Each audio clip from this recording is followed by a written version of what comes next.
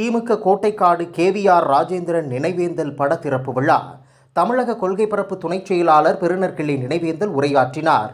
அரியலூர் மாவட்டம் கோட்டைக்காடு KVR என்கிற ராஜேந்திரன் நகர கழக துணைச் செயலாளர் நினைவேந்தல் பட திறப்பு விழா கடலூர் மாவட்டத்தில் உள்ள பெண்ணாடத்தில் தமிழர் நீதி கட்சி நிறுவன தலைவர் சுபா இளவரசன் தலைமையில் திமுக கழக கொள்கை பரப்பு துணைச் செயலாளர் பெருநற்கிள்ளி கலந்து கொண்டு KVR திருவுருவ படத்தை திறந்து வைத்து மலர் தூவி அஞ்சலி செலுத்தினார்.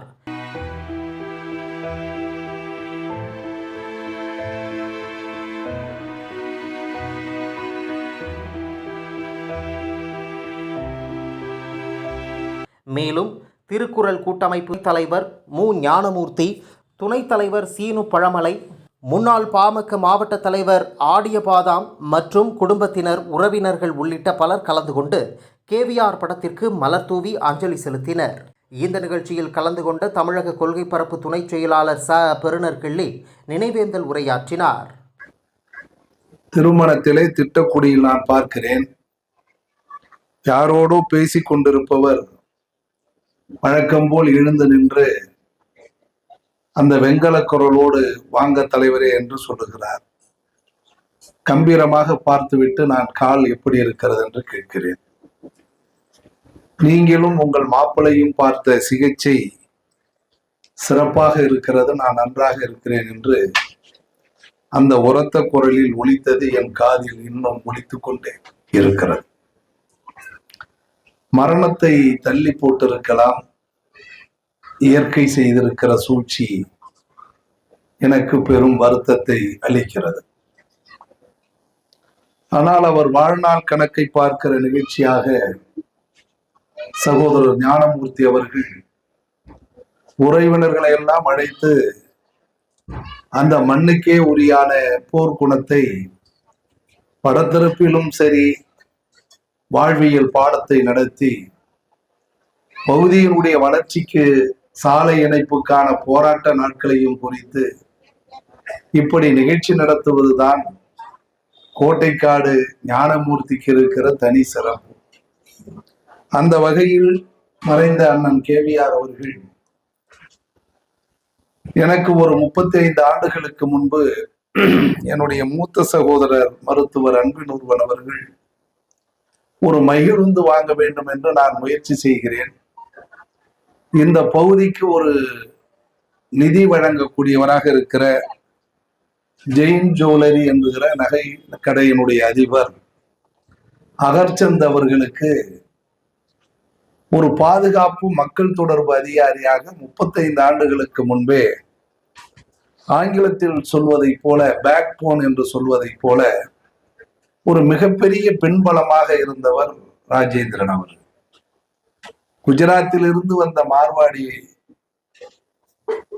ஹிந்தி பேசக்கூடியவரிடத்திலே இணக்கமாகி கோட்டைக்காடிலே எல்லோரும் பார்த்து பயப்படக்கூடிய ஒரு சாதியில் பிறந்து KV ராஜேந்திரன் சொன்னால் யாருக்கு வேண்டுமானாலும் வாகன கடன் கொடுப்பேன் என்று சொல்லுகிற அளவிற்கு அகர்ச்சந்திடத்திலே உயர்ந்த பெருமை படமாக இருக்கக்கூடிய அண்ணன் ராஜேந்திரன் நமக்கு விட்டு சென்றிருக்கிற பாடமாக நான் கருதுகிறேன்.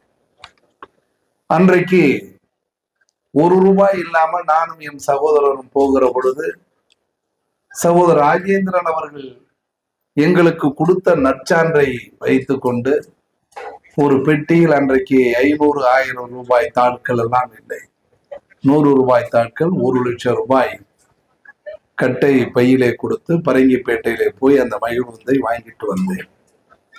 அன்றையிலிருந்து இன்று வரையிலும் என்னோடு நெருக்கமாக இருக்க முடியும். காலச்சக்கரத்தில் அவர் பலருக்கு பஞ்சாயத்து பேசியிருக்கிறார், அவருக்கு நான் பேசியிருக்கிறேன். அவருக்கு பேசியது மாத்திரமல்ல, அவருக்கான பணிச்சுமைகளை குறைத்திருக்கிறேன். சகோதரர் ஞானமூர்த்தியிடம் இருக்கிற பண்பு இருக்கிறது அல்லவா, யாரிடத்திலுமே வம்புக்கு போக மாட்டார். வம்புக்கு போக வேண்டிய ஒரு பண்பான நிகழ்ச்சி என்றால் அதை என்னை கூப்பிட்டு ஒப்படைத்து விடுவார். அது சிமெண்ட் ஆலை போராட்டமாக இருந்தாலும், அண்ணன் ராஜேந்திரனுக்கு ஏற்பட்ட பிரச்சனையாக இருந்தாலும் என்னிடத்தில் ஒப்படைத்துள்ளார். நானும் ஆர்வ கோளாறில் யதார்த்தமாக அவர் சொல்லுகிறாரே என்று போய் முட்டி மண்டையை உடைத்துக் கொள்வது உண்டு. அதனால்தான் பல நேரங்களில் எனக்கு காயம் ஏற்படுவது. அது அண்ணன் ஆடிய பாதம் அவர்களுக்கு தெரியும். ஆக இப்படியெல்லாம் வருகிற பொழுது கடைசியாக ஒரு வாய்ப்பு கிடைத்தது. அவரை மருத்துவமனையில் சேர்க்க வேண்டும் என்று தொலைபேசியில் அழைக்கிறார். உடனடியாக என் மகள் கோபுருந்தேவிட மருமகன் இடத்திலே சொல்லி KMC என்கிற அந்த மருத்துவமனையில் சேர்த்து ஆலோசனை வழங்கி எப்படியாவது காலை துண்டிக்காமல் காப்பாற்றுவதற்கு முயற்சி செய்கிறோம். நீரிழிவு நோய் என்கிற அந்த சுகர் குறையவே இல்லை. 500, 600 என்று ஏறிக்கொண்டே இருக்கிறது. வேறு வழி இல்லாமல் எல்லோரிடத்திலே ஒப்புதல் கேட்டுவிட்டு கால் அகற்றப்படுகிறது. அதற்கு பிறகு என்ன செய்ய முடியுமோ அத்தனையும் செய்து அவரை அனுப்பிவிட்டு வீட்டுக்கு வந்து பார்த்து சகோதர ஞானம் முடித்த இடத்திலே அவருக்கு கைப்பிடியோடு வெஸ்டர்ன் டைப் ஒரு கழிவறையை கட்டி கொடுக்க வேண்டும் என்று சொன்னேன். கோட்டைக்காடு என்கிற அந்த குட்கிராமத்தில் சமூக நீதிக்கான போராட்டம், அது திராவிட இயக்கத்தின் வரலாற்றிற்கு ரவிச்சந்திரனுடைய தந்தையார் அண்ணன் கோதண்டம் அவர்கள் பெரியார் கொள்கையை அழுத்தமாக பிடித்த குடும்பம்.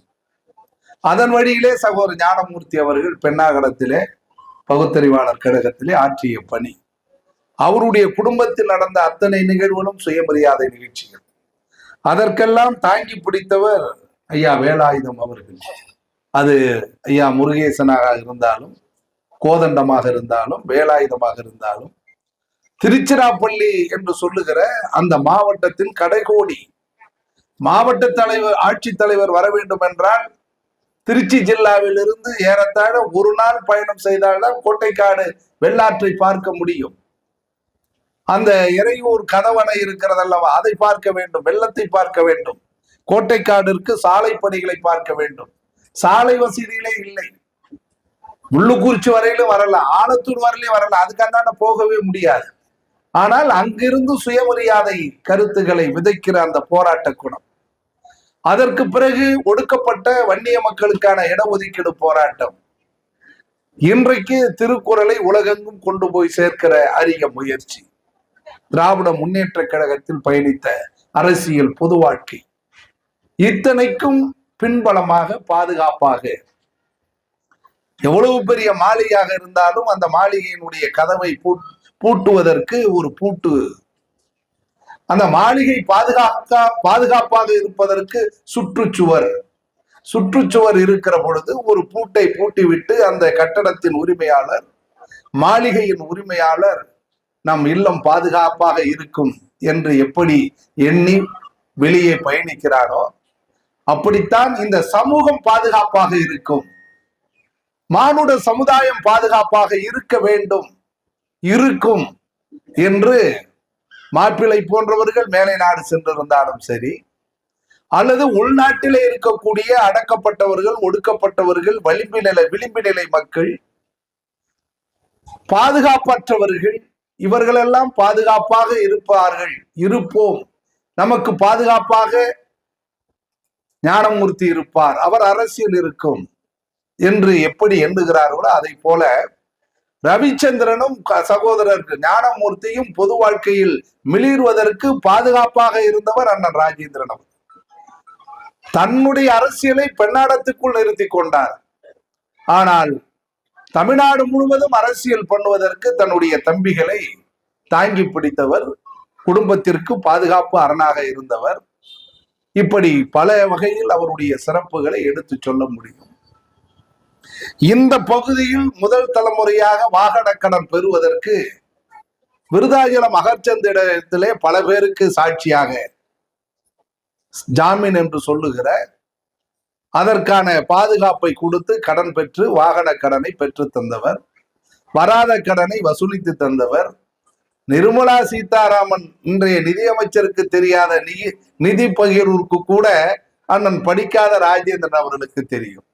இங்க கற்றறிந்த வழக்கறிஞர் சொன்னதை போல கிராமத்து பஞ்சாயத்தில் அநீதியும் இருக்கும் நீதியும் இருக்கும் என்பதை போல அவருடைய செயல்பாடு அப்படி அமைந்தது.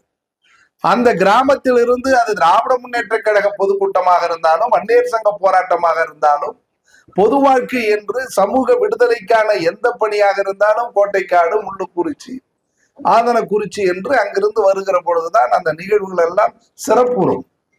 எனவே அந்த வகையில் இத்தனைக்கும் அவர் பின்பலமாக இருந்தவர். ஒரு ஆற்றலாளரை இன்றைக்கு நாம் இழந்திருக்கிறோம். இந்த இழப்பை தள்ளி போட்டிருக்க வேண்டும் என்பது என்னுடைய ஆதங்கம். ஆனால் இதை நான் யாரோடு போராடுவது? இயற்கையோடு போராட முடியாது. ஆகவே இயற்கை தந்திருக்கிற இந்த பாடத்தை, பரிசை ஏற்றுக்கொள்ள வேண்டிய மனநிலையில் நாம் ஒப்புக்கொண்டிருக்கிறோம். ஆனால் அதே வேளையில் வரவேற்புரை என்கிற பெயரில் சகோதரர் ஞானமூர்த்தி அவர்கள் அவருக்கே உரித்தான பாணியில் மாப்பிள்ளைகளையும் சரி செய்து கொண்டார், அவருடைய உறவுகளையும் சரி செய்து கொண்டு நல்ல மாமனார் இல்லாத இடத்துல சிறிய மாமனாராக லாவண்யாவுக்கும் சசிகலாவுக்கும் அந்த சம்பந்திகளுக்கும் உறவை பலப்படுத்துகிற நல்ல கருத்தை சொல்லியிருக்கிறார். அதுல பாத்தீங்கன்னா இந்த வீட்டுக்கு மட்டும் இல்ல, என் வீட்டுக்கும் முந்திரி பருப்பு வரணும், அங்க விளையக்கூடிய அந்த பகுதியிலிருந்து வரக்கூடிய உறவு சார்ந்த விளைச்சலை பெற வேண்டும் என்பதில் அதுல சேர்த்துக்கிட்டார். இதுல இருந்து என்ன மாமல்லனும் பிரபாகரனும், இந்த பெயரே பாருங்க, அவரிடம் இருக்கிற போர்க்குணம். பிரபாகரன், மாமல்லன் மிகப்பெரிய போர் வீரர்களை, தமிழ் தேசிய விடுதலை போராளிகளின் பெயரை, இன்னும் ராஜேந்திரங்கிற பெயரே கூட திராவிட இயக்க சோழ மன்னனுடைய பெயர். ஆகவே இத்தனை பிள்ளைகளுக்கு வைத்திருக்கிறார்கள். எனவே மாமல்லனும் பிரபாகரனும் உங்களுடைய சிறிய தந்தை சகோதரர் ஞானமூர்த்தி அவர்கள் 1000 குடும்பங்களுக்கு அறிவுரை சொல்லுகிற இடத்தில் இருக்கிறார். எனவே உறவை பலப்படுத்திக் கொள்ள வேண்டும். வாழ்க்கை என்பது வாடகை வீடு. இதில் வருவோர் போவோர் 1000 பேர் என்று கவிப்பேரரசு கண்ணதாசன் சொல்லி இருக்கிறார். வாடகை வீடு. சகோதரர் இளவரசன் சொல்லுகிற பொழுது சொன்னார் பக்தியை பத்தி. அந்த மரண செய்தியும் எனக்கு தான் வருகிறது. சகோதரி திலகவதியினுடைய மரண செய்தி ஞானமூர்த்தி அவர்கள் சொல்லுகிறார்கள். ஆதிபராசக்தி கோயிலுக்கு போயிட்டு சாலையை கடந்து அந்தாண்ட போகும்பொழுது பேருந்து வந்து இடிச்சு இறந்துடுறாங்க. ஆதிபராசக்தி காப்பாத்துல. ஆக அந்த இடத்திலிருந்து, பக்தியிலிருந்து இந்த சமூகம் விடுபட வேண்டும். தான் உண்டு தான் பிள்ளை உண்டு என்று வாழாமல் வாழ்கிற பொழுது ஏதேனும் இந்த சமூகத்திற்கு செய்திட வேண்டும். அறம் தவறாமல், நெறி தவறாமல், போர்க்குணத்தோடு போராட வேண்டிய இடத்தில் இருக்கிறோம். சகோதரி இளவரசன் செய்த குற்றம் என்ன? அவருடைய வாழ்நாள் எல்லாம் 15 ஆண்டு காலம் சிறைவாசம், ஏறத்தாழ 10க்கும் மேற்பட்ட கொலை வழக்குகள், சொல்ல முடியாத சித்திரவதைகள், இத்தனையும் தாங்கி இன்றைக்கும் திராவிடம் தமிழ் என்று பேசுகிறார் என்றால், இவைகளெல்லாம் இயற்கையாகவே எப்படி மண்ணில் நிலக்கரி, சுண்ணாம்புக்கள், நீர்வளம் என்று வருகிறதோ அதே போல மானுட பிறவிகளில் ஒரு சிலருக்குத்தான் இந்த எண்ணம் வரும், இந்த ஆற்றல் வரும். அந்த ஆற்றலை பெற்றவர்களை பயன்படுத்திக் கொள்ள வேண்டியவர்கள் இந்த சமூகம், எதிரே இருக்கக்கூடிய மக்கள்.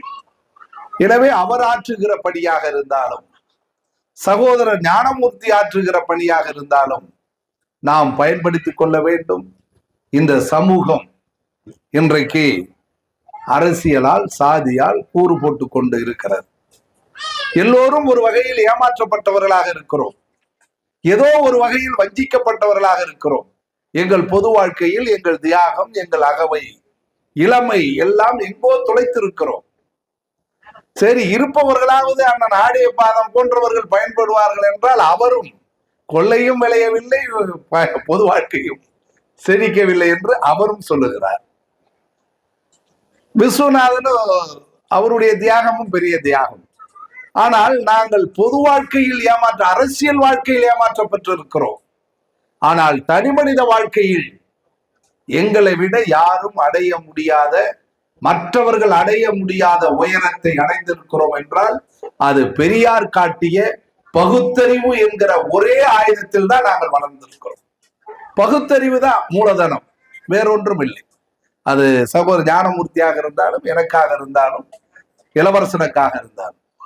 எத்தனை வழக்குகள்! முதலமைச்சராக இருந்த ஜெயலலிதா தண்டனை பெறுகிறார், ஆனால் இளவரசன் விடுதலை பெறுகிறார். நான் விடுதலை பெற்ற, என் மீது 2 கொலை வழக்கு, 16 கொலை முயற்சி வழக்கு, ஒரு கொள்ளை பழி, இத்தனையும் விசாரணை காவலில் 1.5 ஆண்டு காலம் இருக்கிறேன். ஆனால் தண்டனை காவல் இல்லை. காரணம், நாங்கள் ஆற்றிய தொண்டு தமிழுக்கும் திராவிடத்திற்கும், அதனால எங்க மேல வழக்கு இல்லை. ஆக அச்சம் இல்லாமல் சகோதரர் ராஜேந்திரனை போல பொது வாழ்க்கையில் மொழிக்கு, மானுட சமுதாயத்திற்கு பணியாற்றுகிற எண்ணங்களை உருவாக்கி கொள்ள வேண்டும். மாமல்லனும் பிரபாகரனும் லாவண்யாவும் சசிகலாவும் கூட்டு குடும்பத்தினுடைய உறவுக்குள் வர வேண்டும். நீங்கள் மேலை நாடுகளில், அதாவது சென்னை தலைநகரில் இருந்தாலும் காவல்துறையில் இருந்தாலும் உறவு என்கிற பலம் ரொம்ப முக்கியமானது. இவைகளெல்லாம் கடைபிடித்துக் கொண்டு நமது அண்ணன் ராஜேந்திரன் அவர்கள் விட்டு சென்றிருக்கிற அவருடைய பொது தொண்டை நாம் தொடர வேண்டும். இப்பொழுது எனக்கு இருக்கிற கவலை எல்லாம், ஐயா வேலாயுதத்தை பேர பிள்ளைகளும் மருமகளும் ஐயா ஞானமூர்த்தி ரவிச்சந்திரனும் எஞ்சியிருக்கிற ஒரே ஒரு தந்தை அடையாளம், அந்த கம்பீரமான மீசை, ஏறத்தாழ 90-95 அகவையை நெருங்கி இருக்கிறது.